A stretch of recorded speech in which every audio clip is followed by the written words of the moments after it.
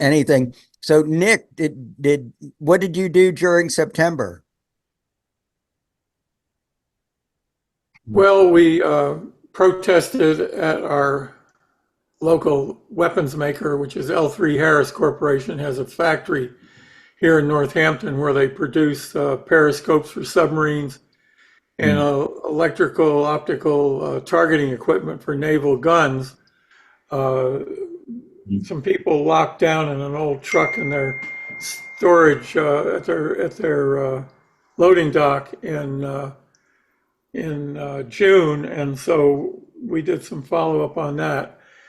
Actually, every Wednesday morning there's a standout that we do from 6:30 to 7:15 when the workers come to work, and there's a half a dozen of us who hold up signs talking about L3 killing in Gaza.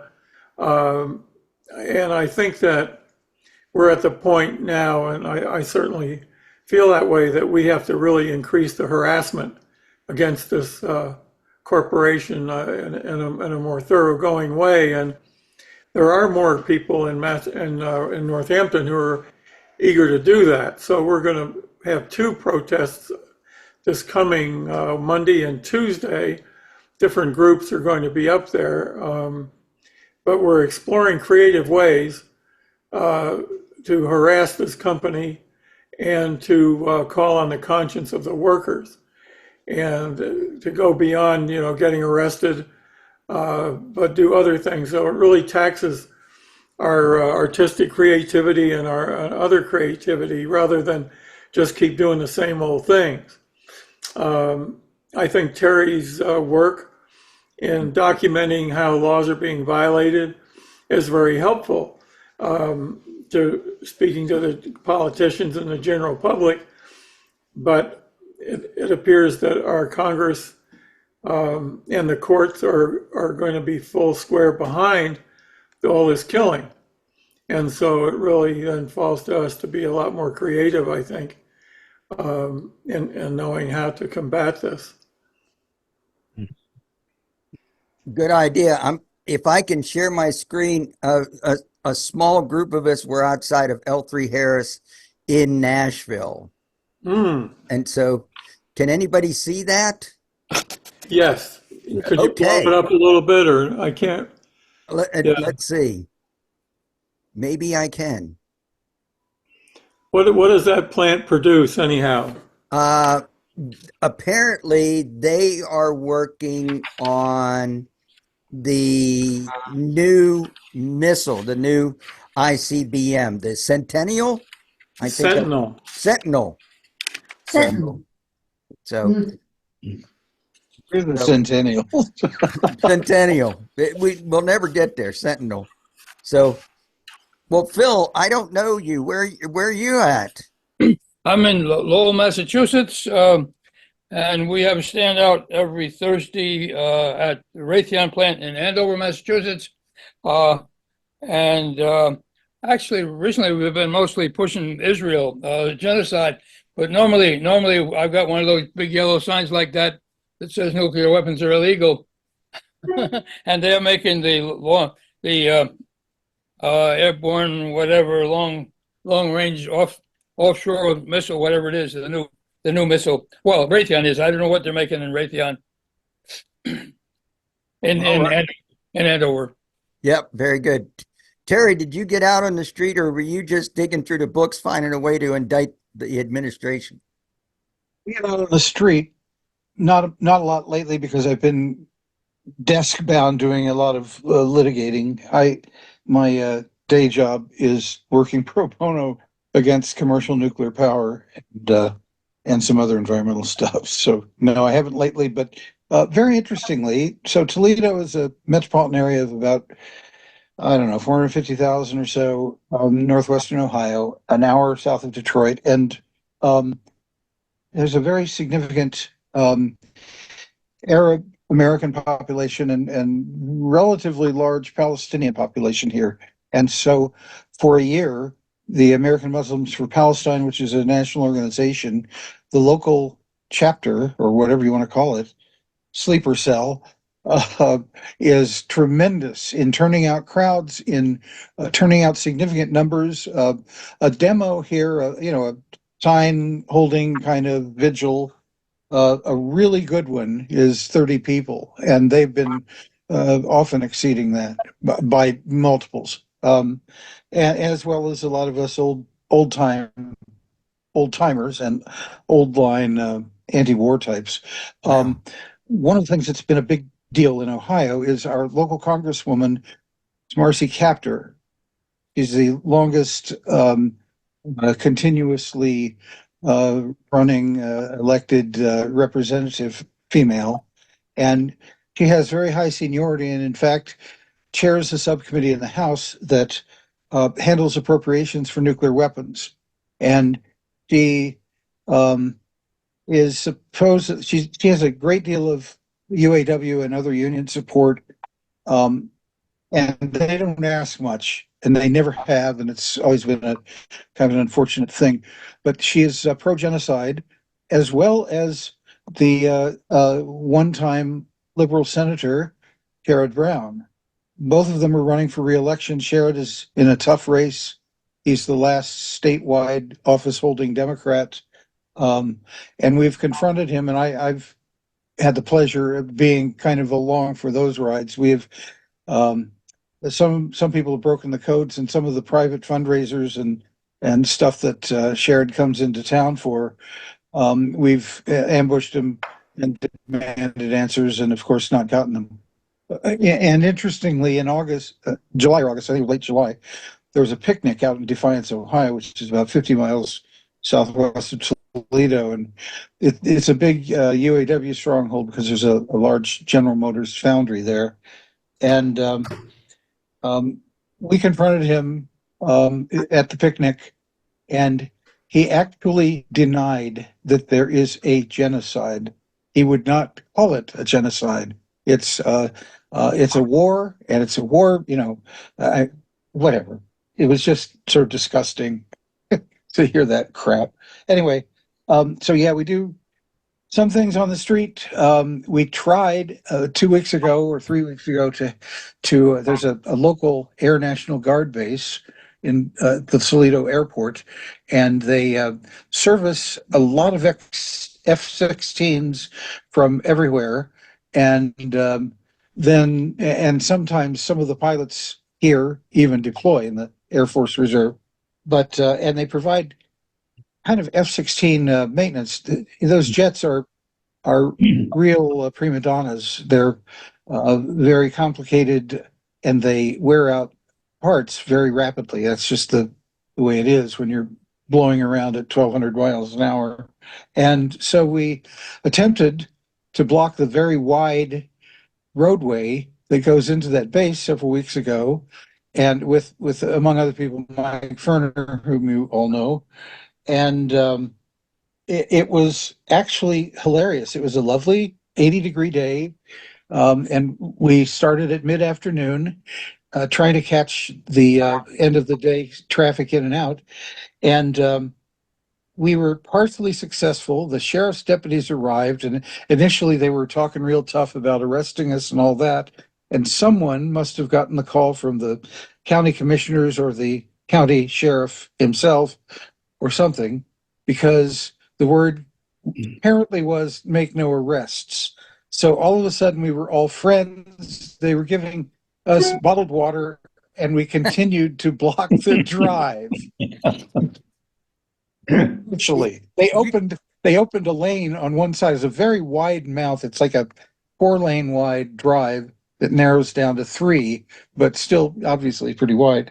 And but it was very interesting, because it's so weird how the king's core stands down and then lets a little bit of humanity show. It was remarkable. But anyway, it's looking like this has been the second attempt we've made. We had attempted to people wanted to lock down at the entrance to Congresswoman Captor's local office, and the cops arrived. The same sort of pattern. This was months ago.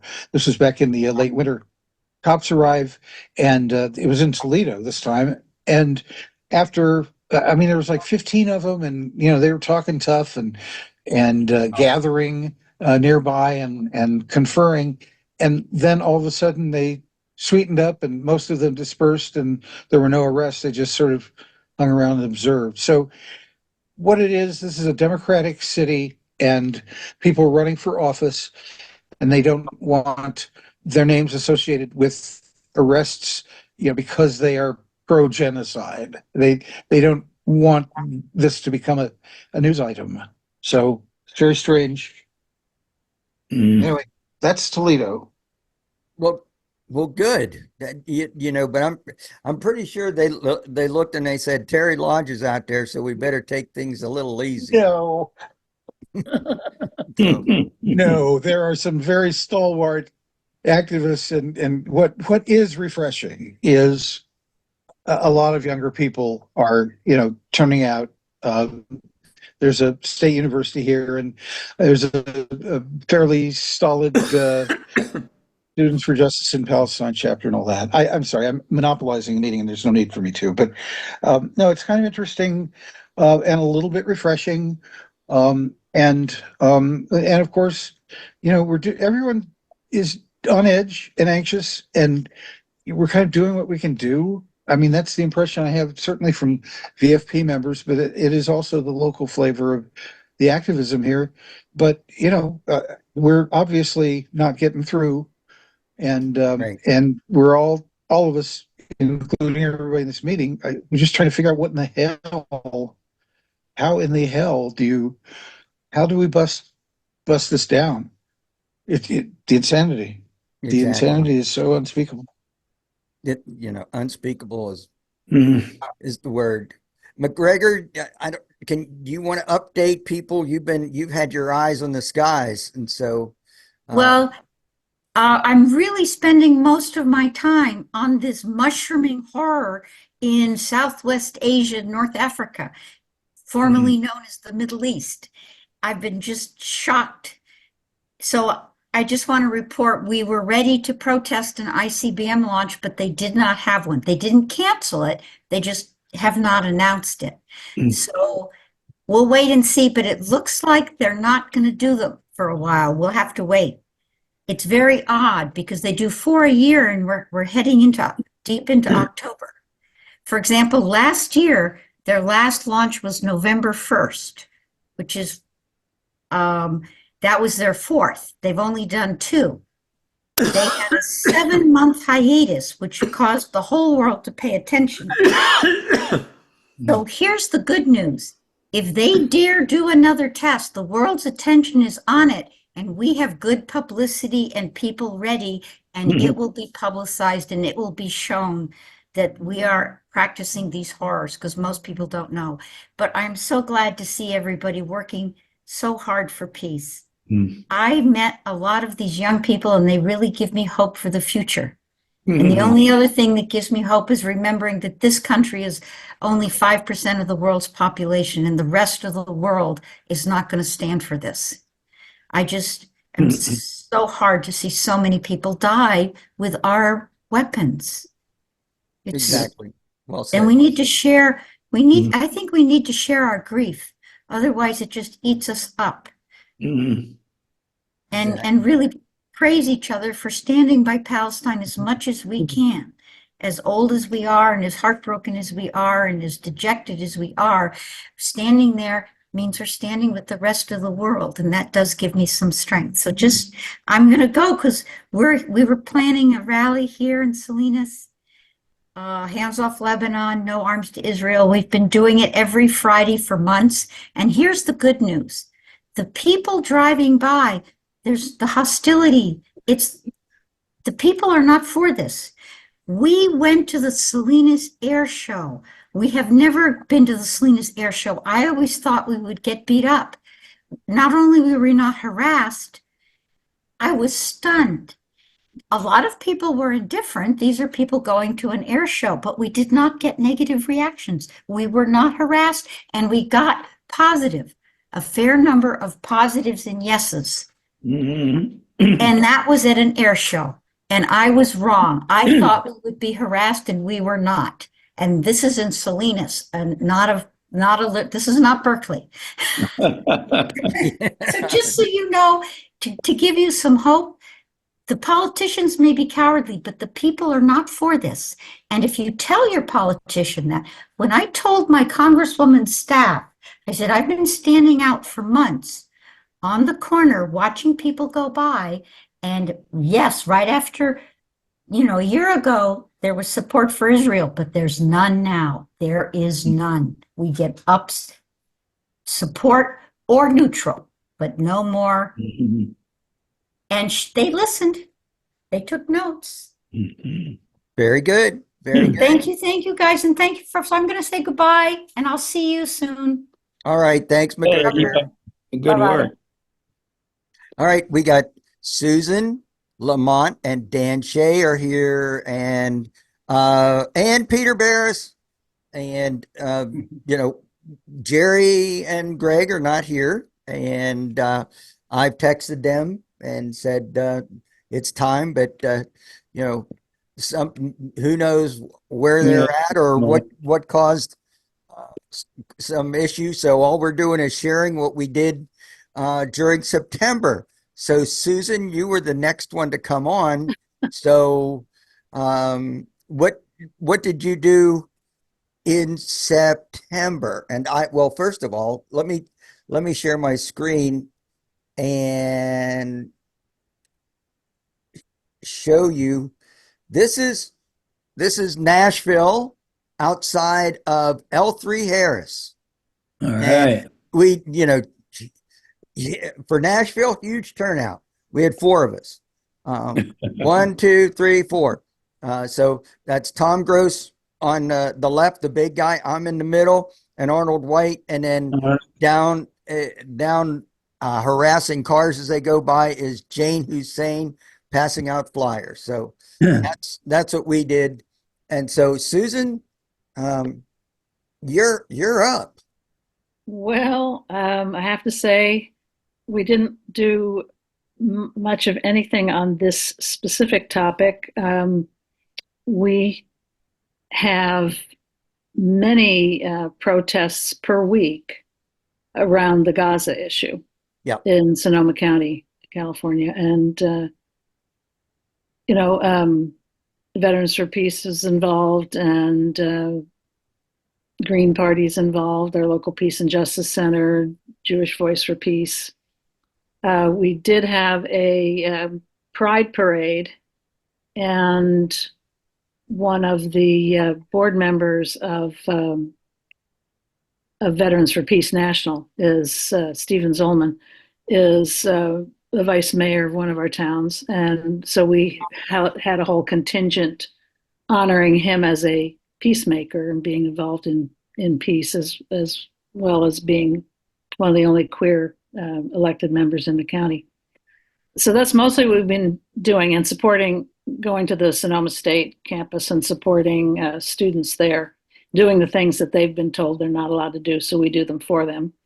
The thing that I've been trying to get off the ground, and I'm finally getting some sparks, but it's certainly not going to happen 2 weeks ago, is that we have a General Dynamics plant in one of our small towns, and almost no one in that town knows it exists. It doesn't look like a plant. And I want to do something whereby we go, probably early on a weekday, on a working day, and put a notice on their door, evicting them, listing their crimes and why we want them evicted, and then putting crime scene tape around the building, something like that. So I've finally got some interest. So I'm hoping to have that happen, but it's obviously not going to be during the timing that was originally planned. When I first suggested it was to Veterans for Peace, and our members are old and sick and dying, and not a whole lot of energy there. So they endorse it, but they don't. What town are you in? What town are you in? Well, it's Sonoma County, California. Okay. Yeah. So anyway, we're I'm Doing what you I'm can. pushing. Yeah. Dan, you were next. Were you able to get out? I bet you were in September. Uh, well, we did a number of things, not so much around nuclear issues so much, but we did um, have the Golden Rule here in Portland.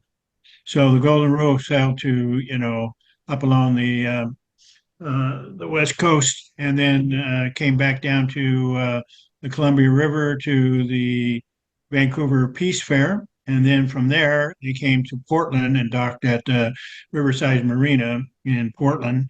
And we had a little get together with the crew.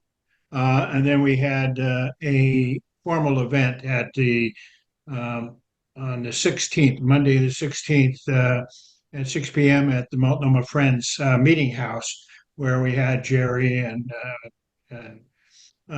Helen. Helen showed a little movie clip of the Golden Rule, which was really powerful because it had the veterans talking about from Vietnam to the issues of nuclear war, et cetera. So it really, and we had good attendance, which was really nice. So that was a good event. And then the next day, I went out on the boat with them and sailed with them up and down the Willamette River for a little bit.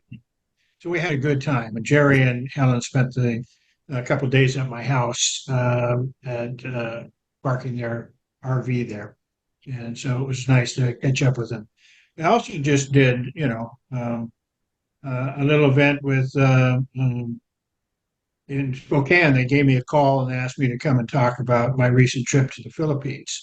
And so, the Philippines is dealing with the whole issue of being one of the many islands in the Pacific pivot, the Asian pivot, Yep. that is pointing its weapons. U.S. military is going to sort of pointing its weapons at China.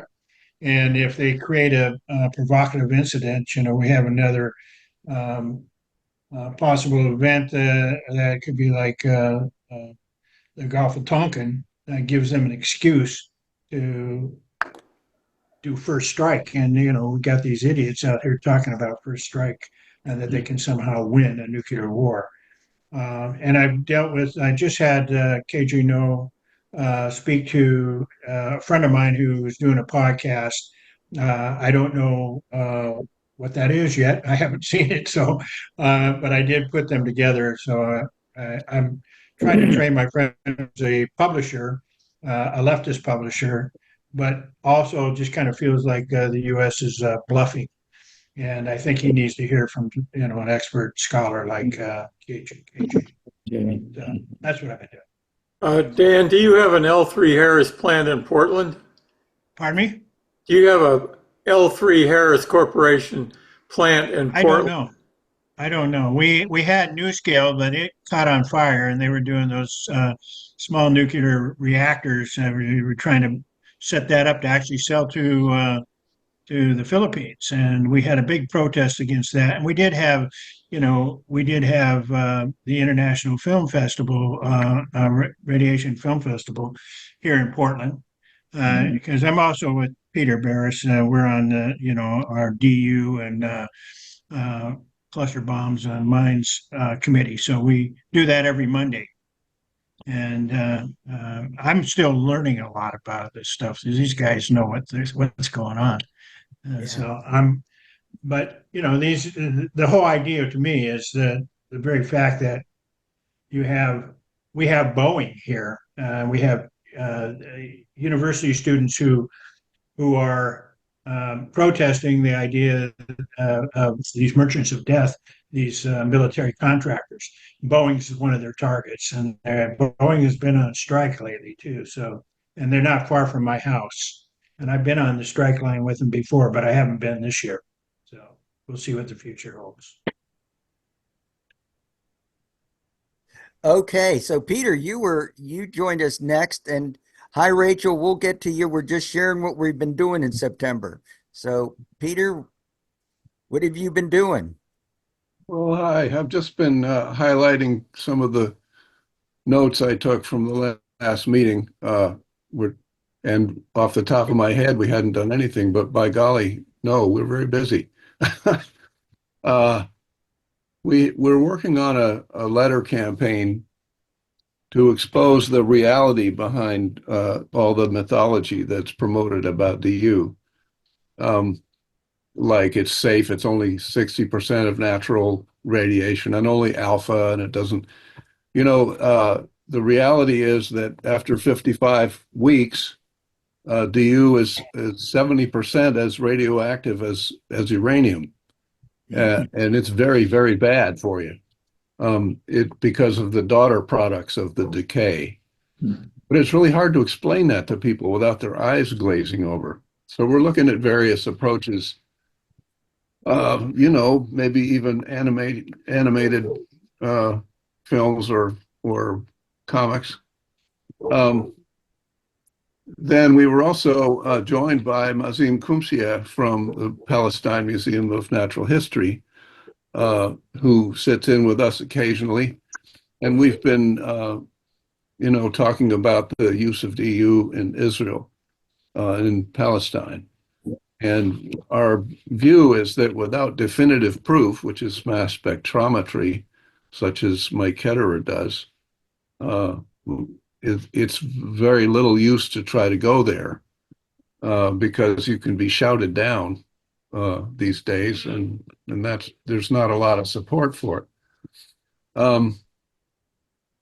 But we think it's being used in Palestine. Mazin does a lot of research on all sorts of aspects of soil, fertility, agriculture, water, a lot of other conditions that are very threatening to life because that's his science. We're aware that there's a demining project now by the ICBUW, the International Coalition to Ban Uranium Weapons. But nobody can get into Gaza right now to prove anything. We have a lot of information that's 50 years old that back then proves that DU is not something to mess with. And so we have original source material that we've protected. Let's see. We talked about whether exploding pagers were in our purview. We talked about addiction to war, and the real similarities between abuse, trauma, addiction, and denial, and at scale the behavior of humanity. We discussed the Hague Conventions that forbid poison or poison weapons. The Air Force manual says poison is a biologic or chemical permanent effects. That fits DU weapons. In other words, the government's own definitions in several arms of the military define these weapons as prohibited, but doesn't apply them to DU. At some point, we reminded ourselves that there are a lot of defectors in the government, whistleblowers and so on. And, there's always a chance of things that you can't predict coming up. Lately, there was a court case, which I think you're all aware of now, in which the judge has told the DOE and the NNSA to go pound sand for a while. Basically, we've all attended these public comment sessions on all these plans to expand the WIP and so forth. And they weren't listening to us, but according to one of the latest emails I've gotten, the judge did. And in South Carolina, of all places, told the DOE and the NNSA that they had to stop doing all this stuff until they had a programmatic environmental impact statement, which is a big, big deal. It's actually bigger than what we were asking for, which was a rulemaking. So that's an enormously good piece of news by all accounts. Well, if you're done, we can move to Rachel. I'm done. And hi, Gerry. We're just updating on what we're doing, what we've been doing in Great. September. So, Rachel, what did you do in September? And then we'll go to Hollis, and then we'll turn it over to Gerry. Okay, September, still to me, it's September now. So, working on the report of the speaking tour in Japan. And I would like to say thank you so much for your support, all, for your donation, and also collecting wood ash samples. And we were able to send out the result. And unlike what I anticipated, radiation level is higher on the East Coast side. Although it is far away from the test sites, I think the cluster of nuclear power plants are on the East Coast. So I would like to expand even bigger scale of this project 1030 next year. And also I've been planning to have event with Kuhan. What's her last name? Kuhan Park. Pike. Pig, P-A-I-K. Alexander. Pike. Everybody, please join us the third Wednesday of October this month. She is our guest speaker for the New York chapter's monthly event. And a few days later, on Friday evening, she will be again guest speaker for the joint event between United States and Japan. It will be bilingual presentation, and not necessarily she will be talking the same things in two occasions. So please join us, and it's a great opportunity for you guys to hear what people in Japan has to say about the recent phenomenon. They call it Southwest shift, which means that the west half of Japan is really fortified right now. It's whole entire place is like a fort. And even the civilian use of ports, the airports, and the main highways are getting militarized very heavily. And I hope you have a chance to hear their voices. All right. So that's what I've been doing in September, and it's still September for me. We have the dates of those, especially Kuhan's talk. The week New York chapters meeting is third Wednesday from 6:30. Okay, and the U.S.-Japan joint event is a Friday evening from 8 p.m. of Eastern time. All right. Very good, Rachel. Hollis, do you want to update us? Oh, I'm you're sorry. not done. Okay. Sorry. Can I add a little bit? Sorry. So once the 2025's results are collected, I'm talking about wood ash sample collections. I would like to report the result to the TPNW's Science Committee. It was formed last year. They were already complaining about lack of funding. Okay, we cannot give them money, but we can give them real scientific data. So I think this will be this will tell something that it is not a time to increase nuclear weapons. We have to abolish it completely. Thank you. All right. Well, Hollis, how was September? Well, I hate to think back on it, but the big news out here is that the DOE has decided that they can't go through Portland and Oregon, so they want to transfer grouted nuclear waste, which is quote low level, through Spokane, and then over to Idaho, and then down into Texas and Utah for storage. And we have an ordinance here that was passed in December of 2022 that says that Spokane is a nuclear weapons free zone, and now the city council is trying to update that to include any nuclear waste.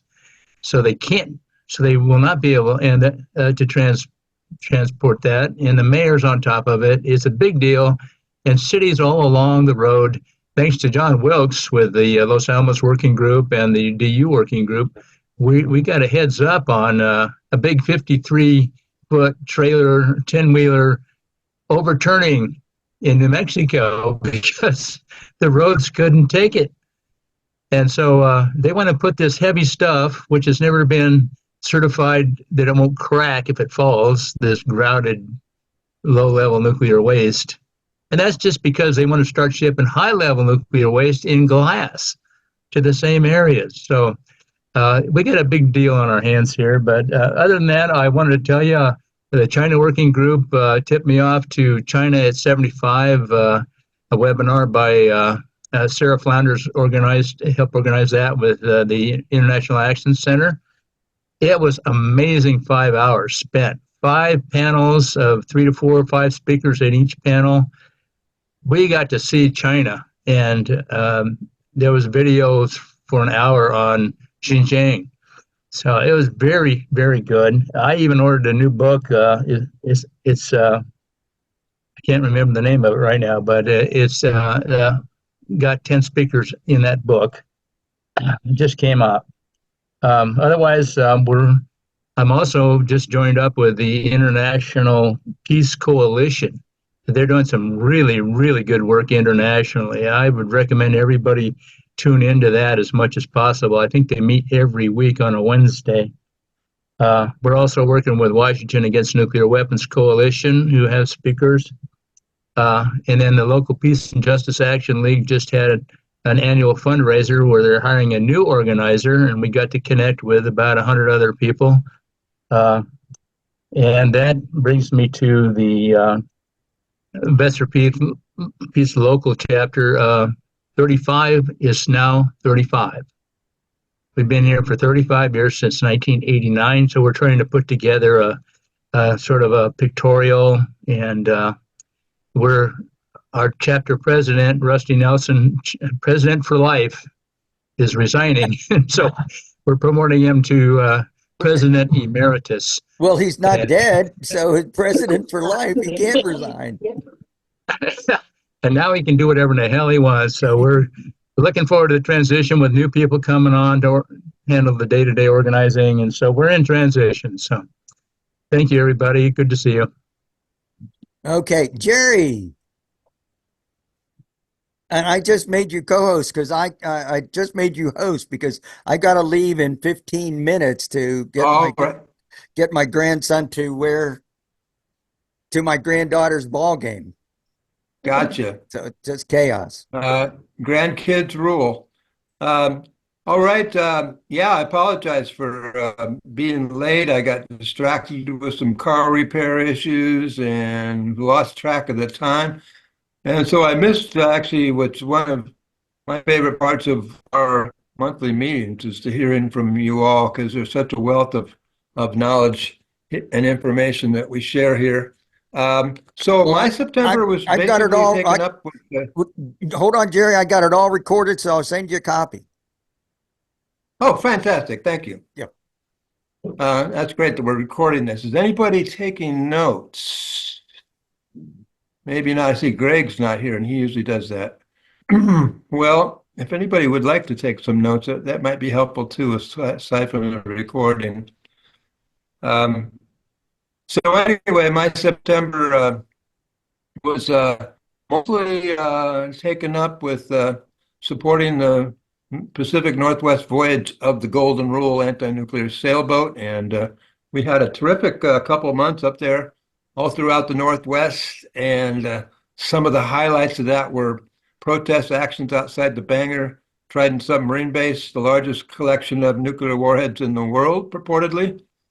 And even if that's not true, it's way too many. One of those nuclear submarines, one Trident nuclear submarine, is capable of destroying every major city in Russia and creating a nuclear winter.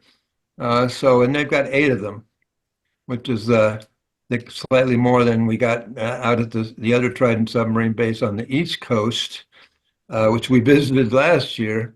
We also stopped by and had a little sail-by protest at the Indian Island Naval Weapons Depot up there across from Port Townsend, Washington, which is actually at this point in time, the only such weapons depot on the West Coast. I don't understand exactly why, but the Navy ships regularly stop there to resupply with the weapons of considerable destruction.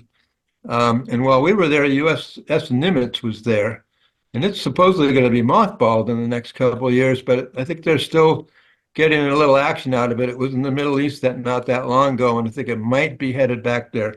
Not clear about that. We were up in British Columbia as well. We had a great action in Vancouver, BC, with Canadian activists who were, including Indigenous leaders, who were protesting against I think it's called TMX pipeline, another nasty oil pipeline, and then the tankers that carry the water from the pipeline out to sea. And so there was a really good protest there. We have a good video from that, and some really good connections we made there. And by the way, when we attended the classic boat show in Victoria, BC, we were awarded at their banquet dinner a plaque for the best working boat. And they actually gave that to us in 2016 as well. So it was a very nice gesture. And Helen Jacquard, my partner and wife and project manager of Golden Rule, got up and said, well, we're not a fishing boat and we're not a towboat, but we work really hard for peace. So it's got a big applause. The Canadians seem to be really enthusiastic about the concept of peace. So I'll leave it there right now. We had a nice stop with good events in Portland, Oregon, and Vancouver, Washington. Got to hang out with Dan Shea for a while. In fact, Dan and Mike and a few others went out sailing with us. That was terrific. So beyond that, I think I'm like probably all of you, I'm like really super concerned about the continuing and escalating massacre in the Middle East that's aided and abetted by the U.S., at least aided and abetted, if not worse, depending on how you look at it. And that's one of the things I'm hoping we'll be talking about today, because certainly, among other things, that massacre and an escalating war in the Middle East raises the already high level of danger of nuclear war even higher.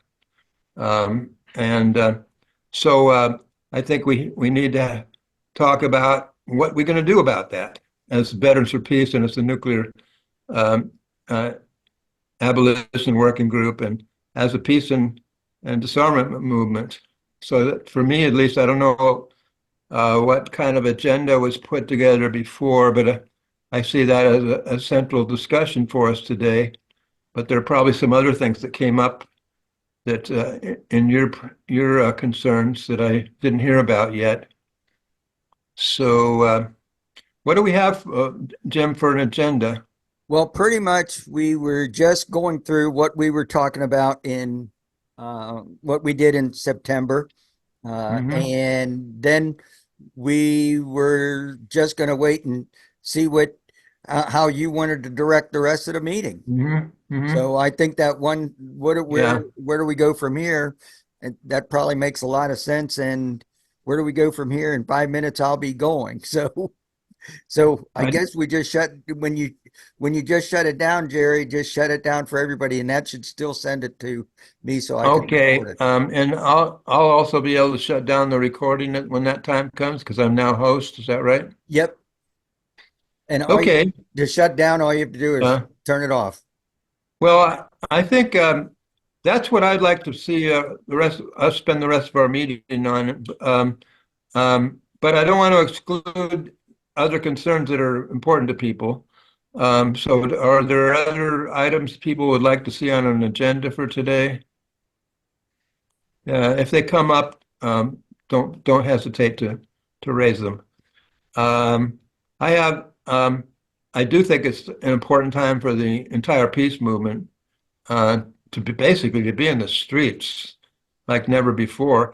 Unfortunately, we haven't really shown ourselves to be a kind of movement that can mobilize hundreds of thousands of people in the streets, especially on short notice. That has not been our pattern in recent years, not as much as in some other countries that are able to do that. And we're we're a small but important part of a larger peace movement. So I think we need to be talking to all of the other anti-war coalitions and seeing what they're up to. In the meantime, I have a kind of a simple idea for something we can do in the coming weeks. I want to throw that out there now. We can discuss it as we go along.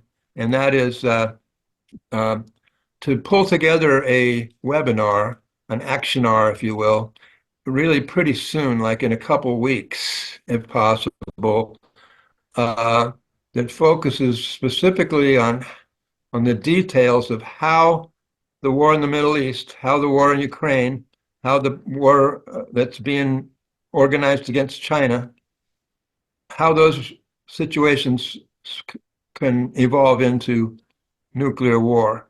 Or in the case of China, it might not even be evolving into nuclear war because it seems like the US is actually planning a nuclear war against China.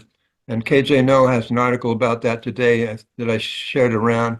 So I talked to KJ today, and I don't know if you're all familiar with KJ, but he's a really brilliant researcher and writer who knows as much as anybody about the US war planning against China. And he knows about a lot of other things too. He's agreed to speak in a webinar, and I would think he would focus on Asia. We could get maybe Matt Ho, who's pretty good on the Middle East and Ukraine, actually, and maybe Medea Benjamin. And perhaps we could co-sponsor with Code Pink and a couple other groups and make it a bigger deal, but not promote it for 2 months because I want to kind of put it on more of an emergency footing because we're in a very urgent situation. See if we could do it in 2 or 3 weeks from now, and that maybe also have an action component to it, or at least a call for action that would come out of it. So that's about what I have to contribute right now. But let's just throw this open for people's input, perspectives, and even better ideas for action. Hollis? Oh, by the way, I forgot to say, Hollis, congratulations on 35 years. You guys have been doing a lot of awesome work.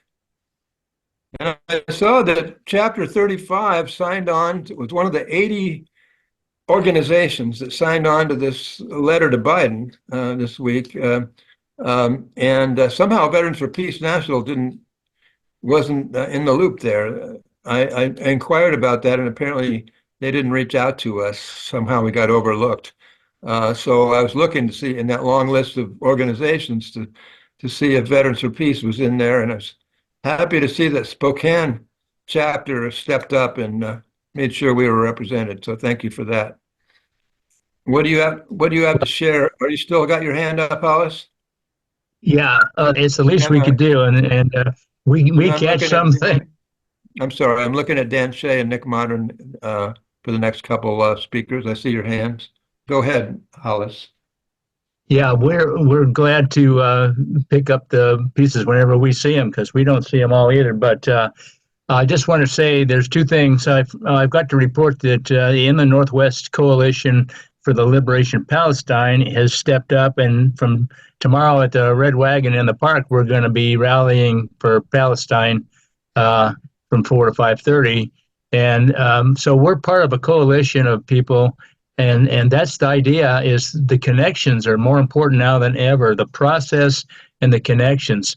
And so along that line, I think Josh Shirley has agreed to participate and maybe host an emergency Zoom call on Monday night with Moji Aga, who's an Iranian expatriate, member of Vets for Peace, a member of Jewish Voice for Peace, and a Muslim and a Sufi monk. And so he's agreed to collect, and several Vets for Peace chapters are signed on to that little Zoom call. So I just wanted to let you know that it's an emergency situation that they're calling for the very thing that Gerry was just talking about, and what to do and how to proceed. So I always put that link in the chat. Yeah, please do. That's great because, well, I'm talking about 2 or 3 weeks and they're talking about 2 or 3 days. So got to give them credit for that. Yeah, I talked to Josh about that yesterday. I'm not clear exactly. Didn't sound like they're going to promote that as a big webinar, but more as a discussion that's going to involve veterans, some VFP members, and some Iranian veterans. So it should be very interesting. So I think it's open to all of our at least viewing. So that's good to know. Dan, what do you got? Just wanted to say if you're going to put together a webinar, one person you might want to ask is Christian On, who's has been dealing with the whole issue of North Korea. Another one of the ideas of the nuclear threat that the U.S. is always pointing at and using it. And KJ always talks about it as a stalling horse that you use the military, the administration is always using them as sort of an excuse to start a first strike. The other is like Christine On, yes, she's very good. yeah. The other, That's I would great because I was say actually we trying should to think of. invite somebody from the Filipino groups because they are on the front line, and they're another one of the organizations that is dealing with the whole concept of being the front line in any provocation the U.S. might make with China and creating another war, poking the tiger there. So that would be my recommendation to add. Thanks. And you've been to the Philippines fairly recently on a delegation, right, Dan? So you're pretty up to date on that. That's correct. Yeah. Good suggestion. Thank you. Nick, what do you think? Well, I was going to suggest that we don't subject ourselves to ageism, and that even I heard somebody say on the call that there are a lot of people who aren't feeling well and they're old and this and that. I feel like we're in such an emergency right now that the more we can physically go to these military contractor, this war industry plant, and create whatever kind of objection or obstruction, one thing we're thinking about here is getting a extremely loud air whistle that can be heard half a mile away, and blowing SOS on this thing periodically, calling attention to this plant.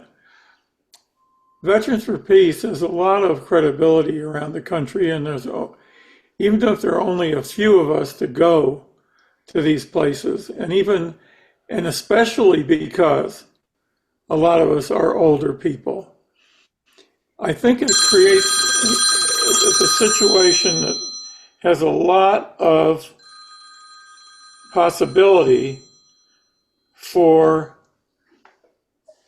political upset. Because when older people get out and throw themselves in the way of the war machine physically, it really is very effective. And I have found here that students are very, very grateful when we participate in the street with them or on their campuses.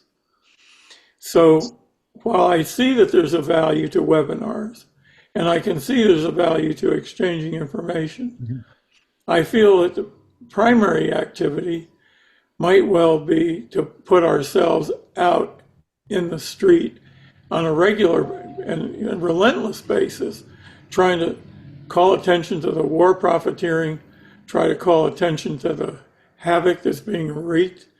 L3 Harris here makes periscopes, but L3 Technologies makes guidance equipment for the F-35s that are slaughtering people in Gaza and in Lebanon. L3 Harris makes guidance systems for bombs that we're shipping over to Israel. L3 Harris makes ammunition for tanks that are being used in Israel.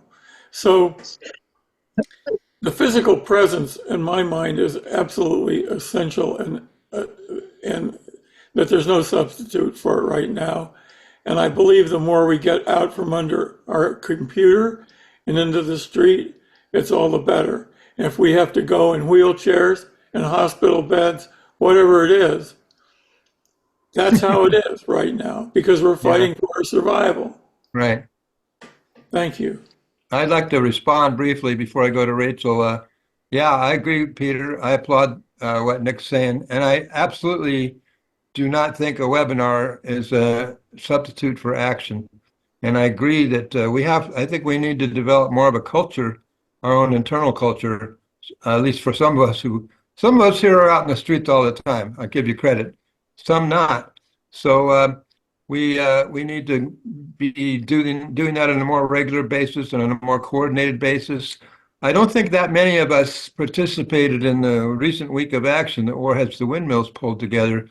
But the resources they put together for that and targeting the corporations that are profiting off of nuclear weapons and off of global warming, really good resources and really good actions. And they had quite a few things happening. I think 50 events around the country.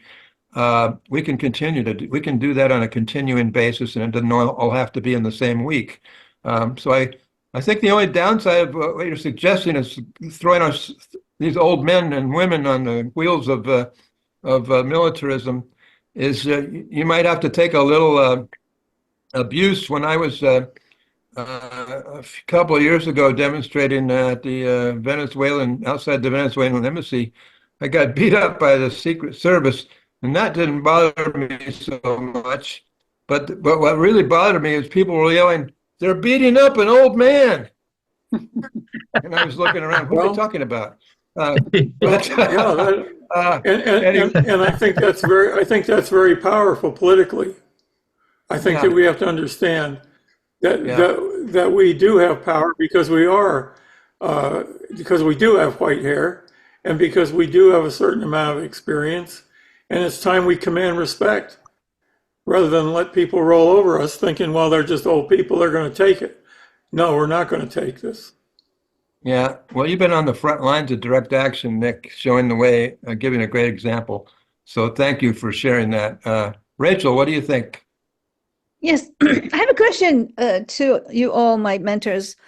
If you remember, but I'm not sure if memory is accurate, but back in early 2020, I believe that US, Russia, and China had an agreement not to use nuclear weapons in Ukraine.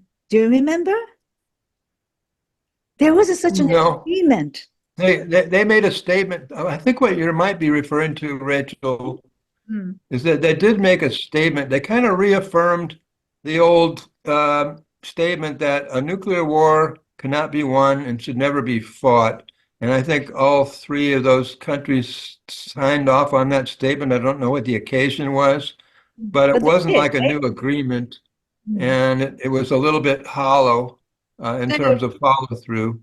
Yeah, but that was kind of reaffirmation of what they did in the past, right? Yes.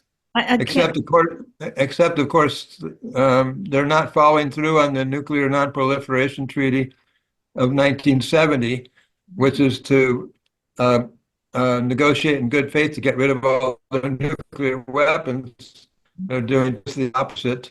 And in the case of the U.S., according to KJ No and other knowledgeable people, they're actively planning, the U.S. is actively planning probably a nuclear first strike against China.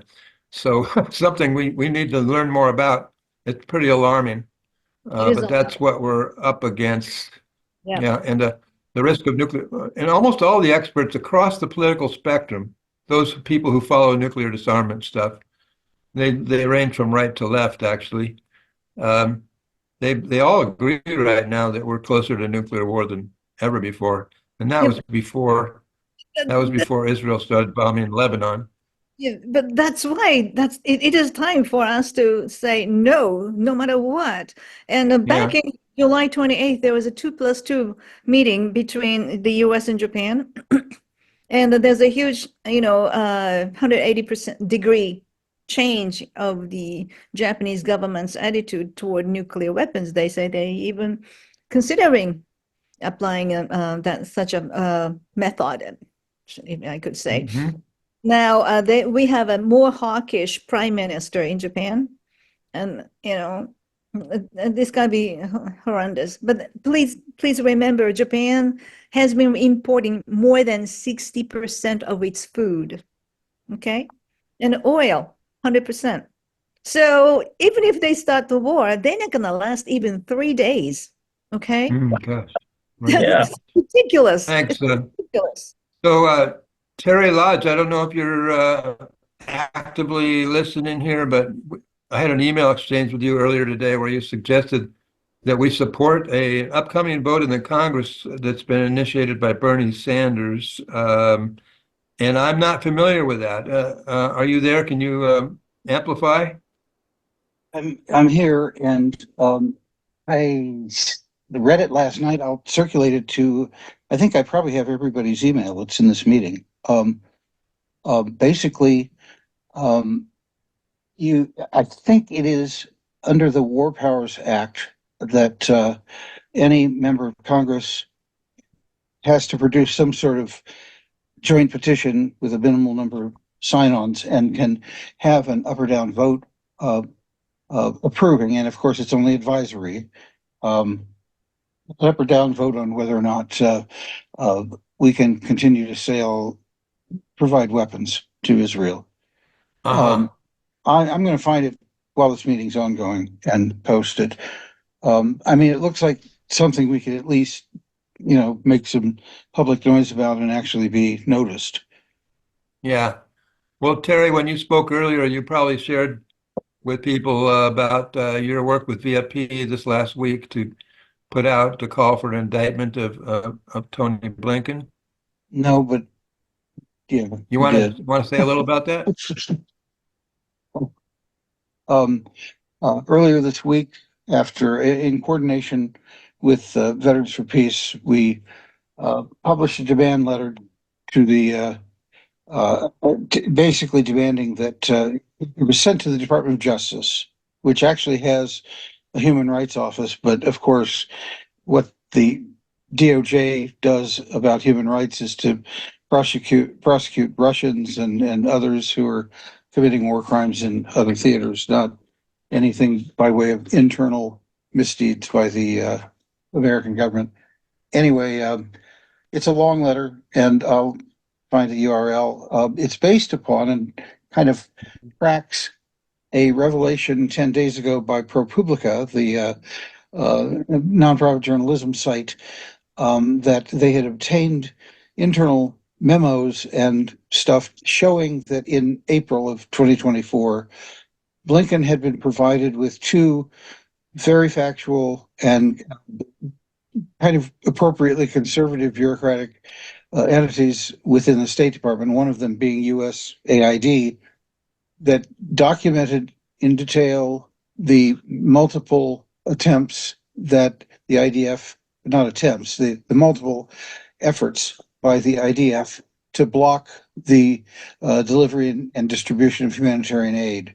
And my modest suggestion was that there should be a grand jury impaneled, and that Blinken, as well as Jack Lew, who is the U.S. ambassador to Israel, should be investigated and indicted for a multiplicity of federal law violations, starting with lying to Congress.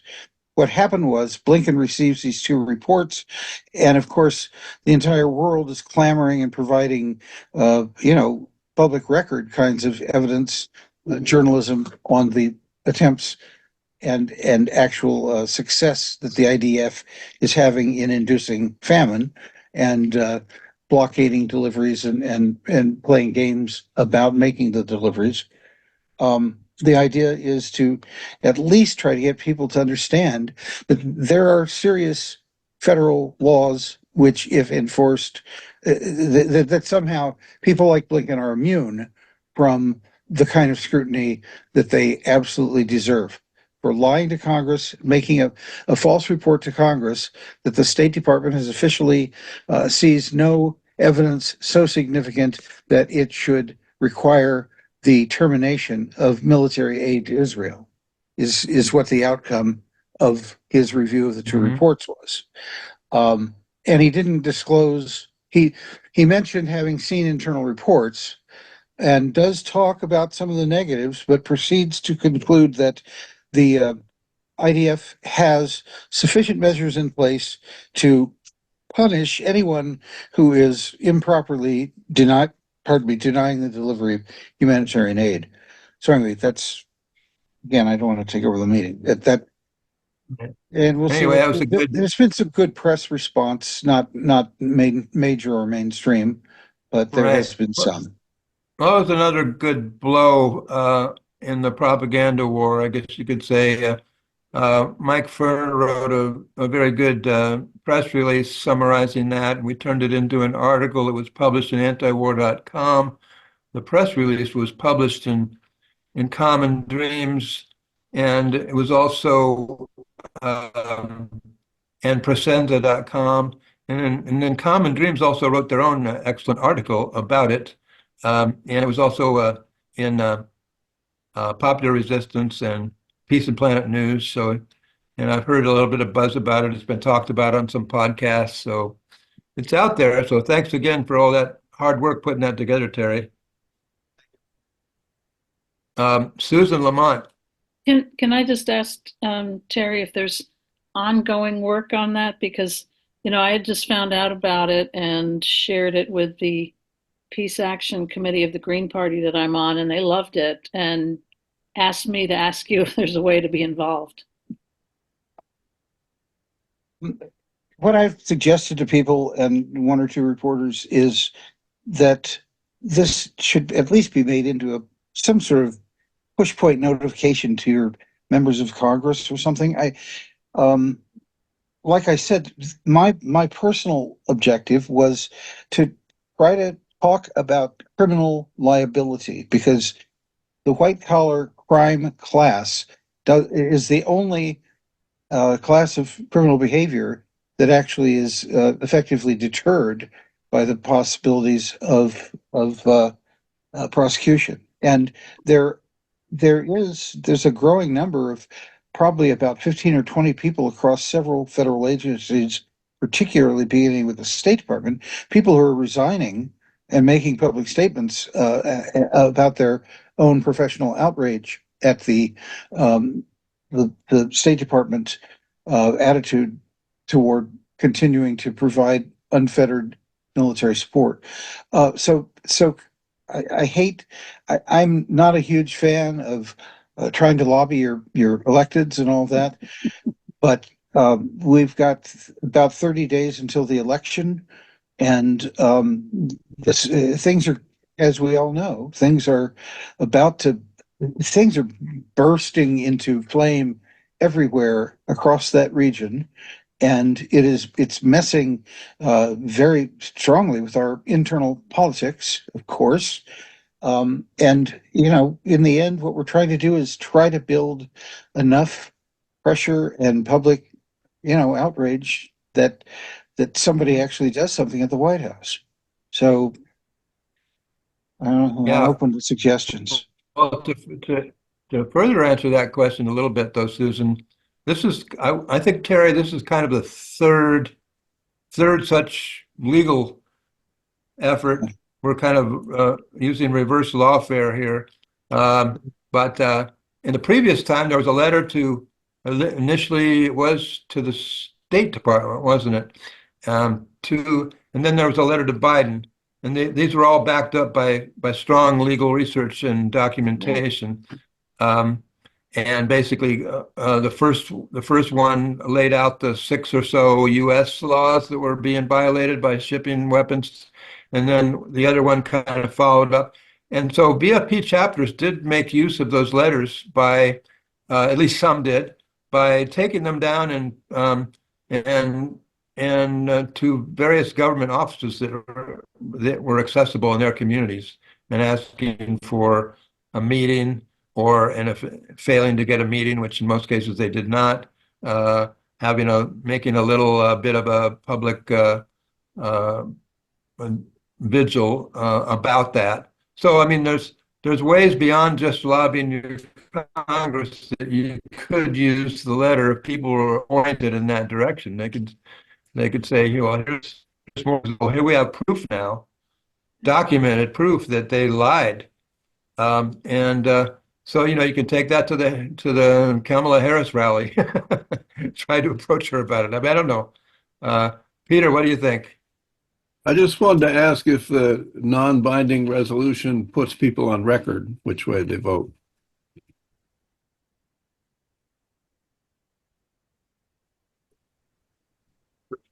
You know the answer to that, Terry, or anybody? I think even though it's non-binding, I assume it's not anonymous. They must It have would be some record of how it'd be a people record vote. Yeah, I It'd think be a that's the whole record vote. point.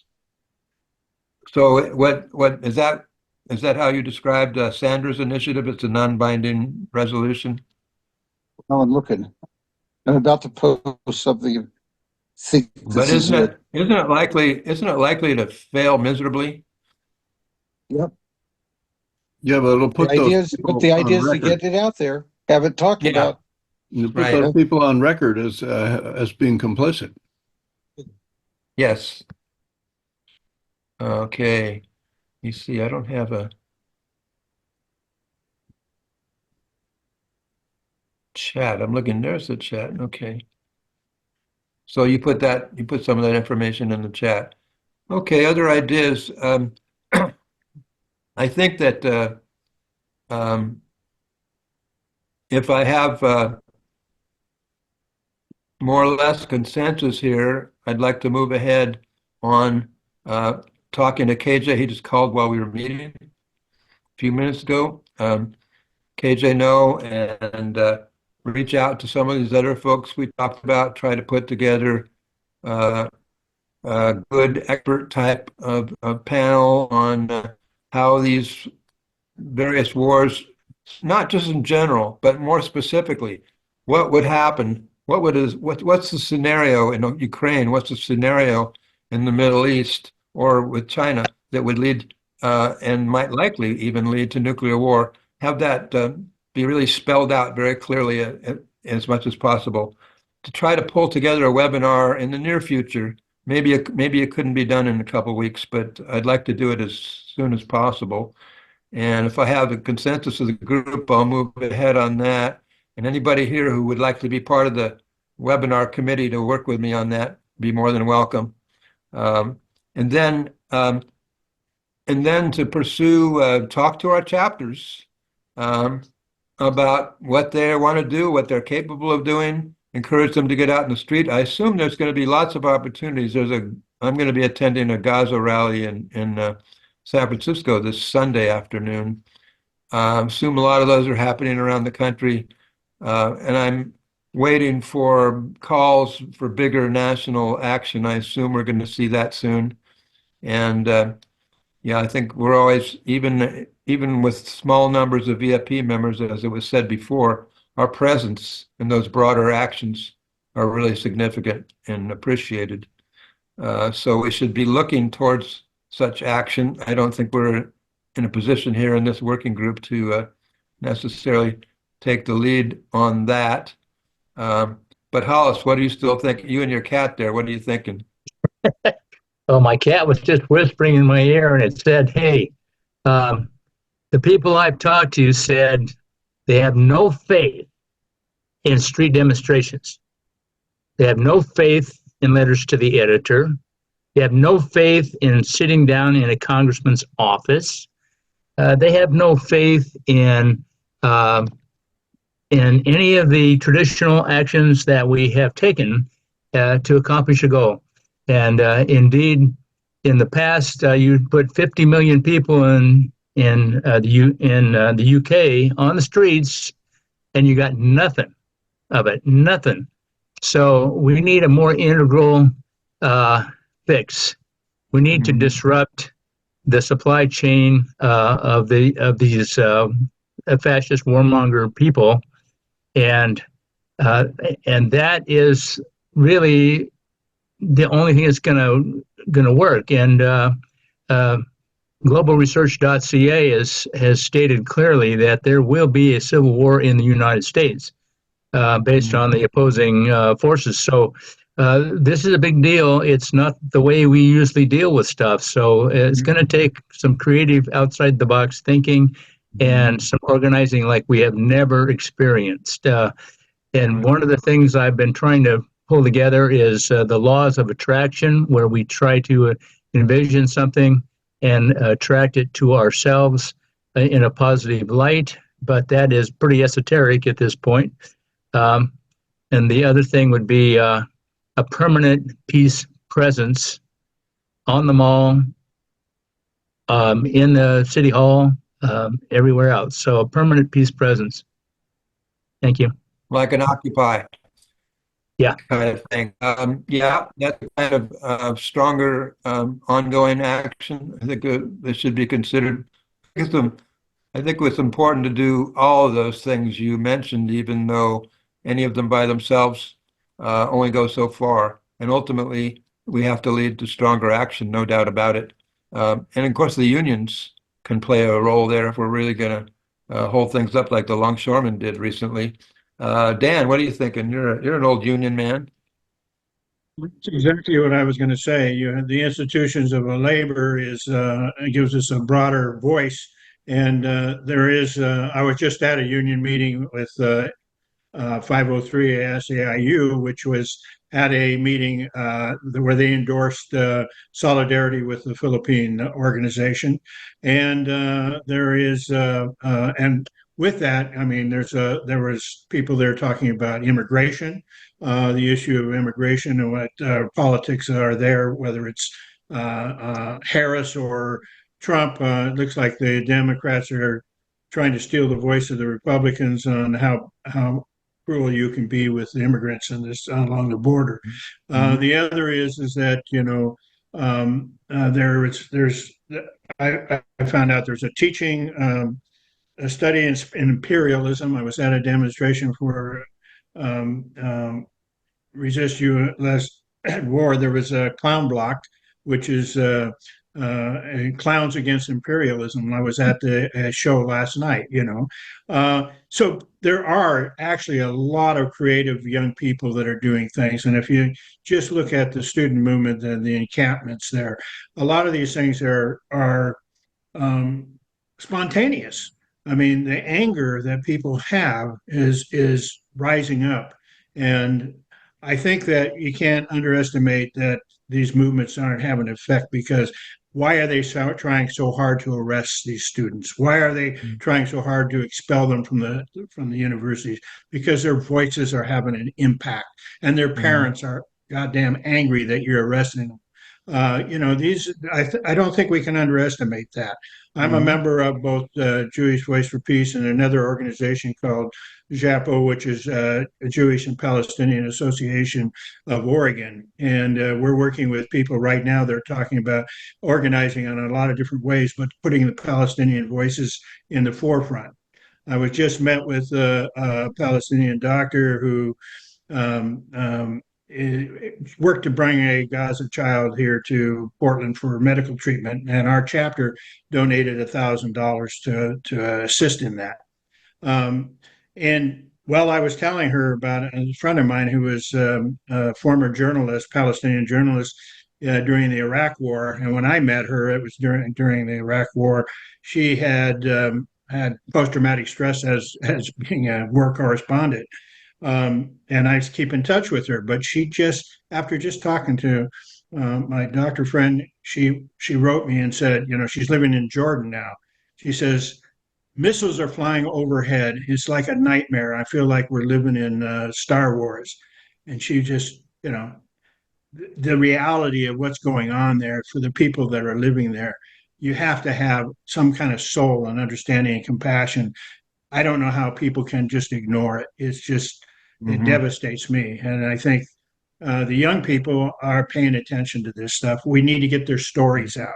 I think that's the best way to reach people, is to have these narratives and to get them out to people. Thanks. Well, those are really good, strong words, Dan. I think after 11 months of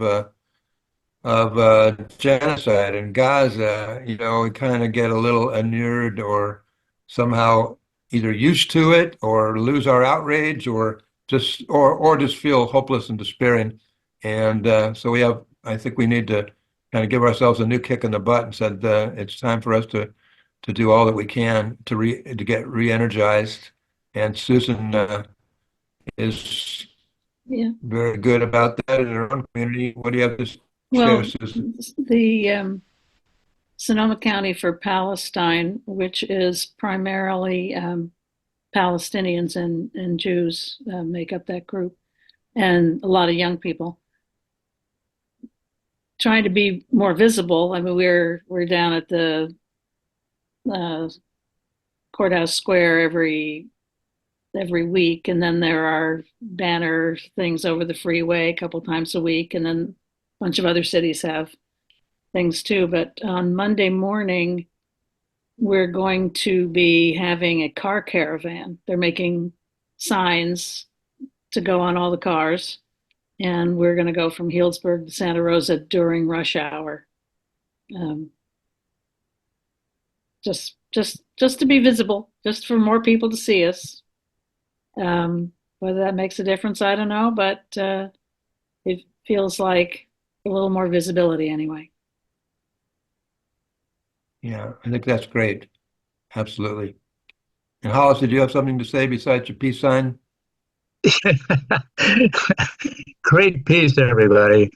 I wanted to point out something that I just referred to the China Working Group. They had a couple of questions. There were just three of us on the call. I can't believe the China Working Group has three people on their working call. But I pointed out to them that there's a problem in the Philippines and that they ought to have Dan Shea come on because he just came on Dorothy Day Labor Forum here in Spokane for an hour and a half, and he brought his friend with him, another activist too, and they just returned from the Philippines, and they talked to the indigenous people. They talked to the long-term resistance, and they described what's going on militarily.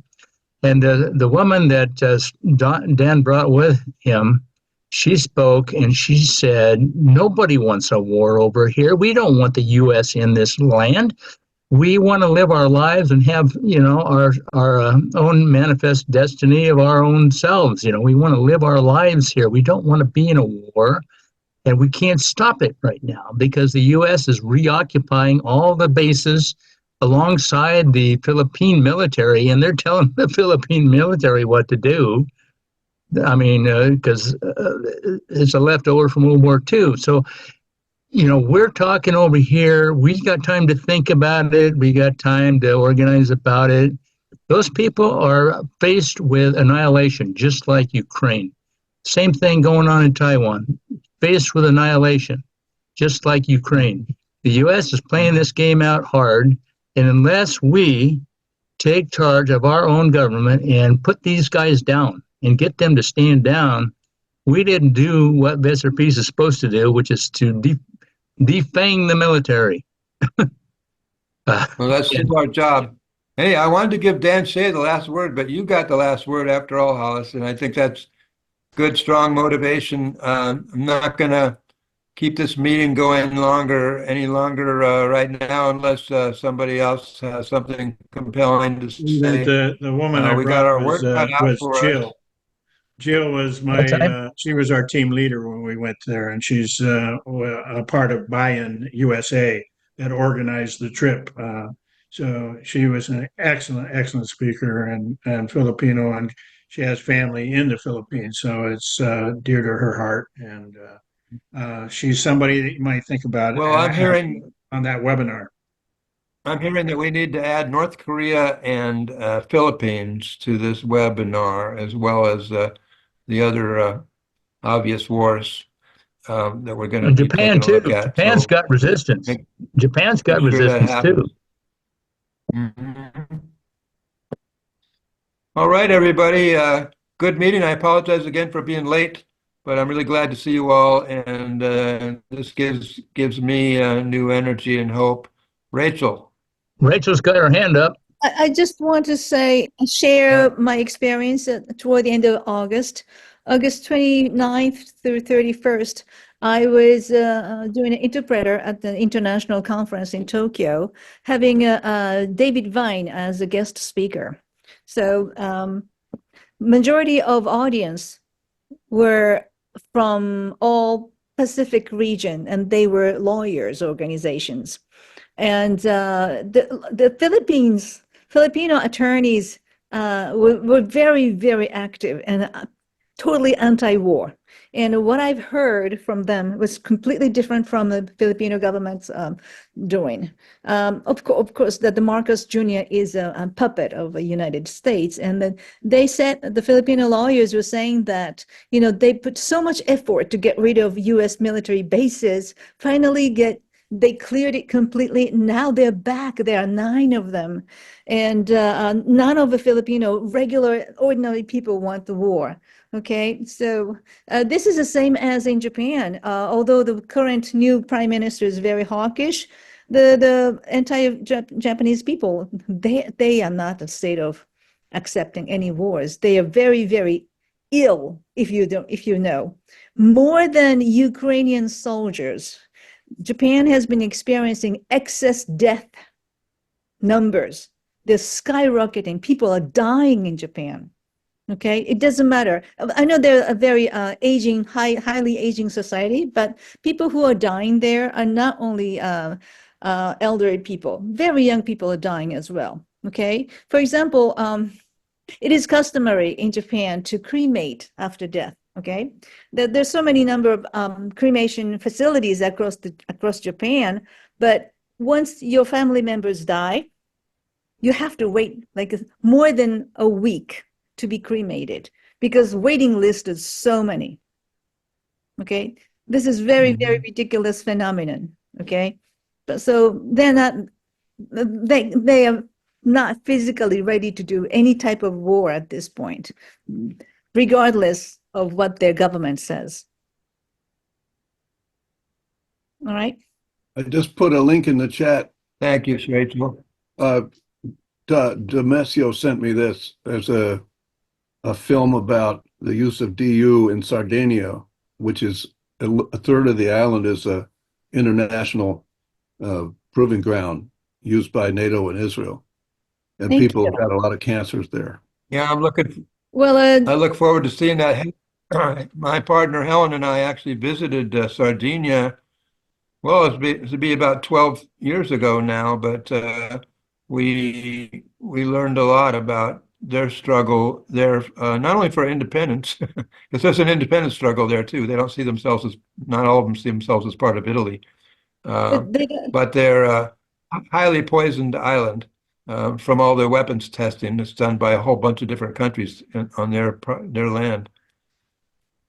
Rachel, what are you trying to say still? I just want to mention that, of course, the death rate of Japan has nothing to do with the DU.